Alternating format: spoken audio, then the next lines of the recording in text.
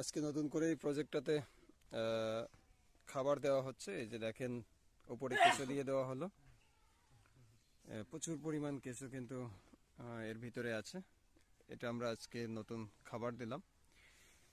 এভাবে করে দেখা যাচ্ছে যে প্রথম থেকে কচুরিপানা এবং গোবরের স্তূপ হতে হতে এটা ভরে যায় এবং শেষে উপরের অংশে আমরা কেঁচো দিয়ে দিই, যে কেঁচোটা খাইতে খাইতে ভিতরের অংশে চলে যায়।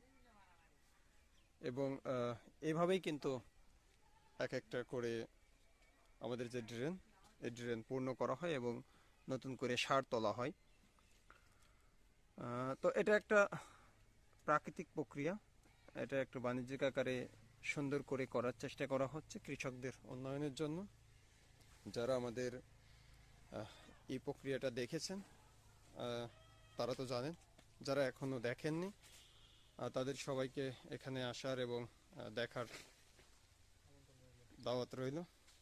আপনারা সবাই আসবেন, আমাদের আমন্ত্রণে সাড়া দিয়ে আসবেন, দেখবেন, প্রসেসটা জানবেন, কৃষি অর্থনীতি কীভাবে সামনের দিকে এগিয়ে যায় সেই গল্প একসাথে হবে। ধন্যবাদ সবাইকে।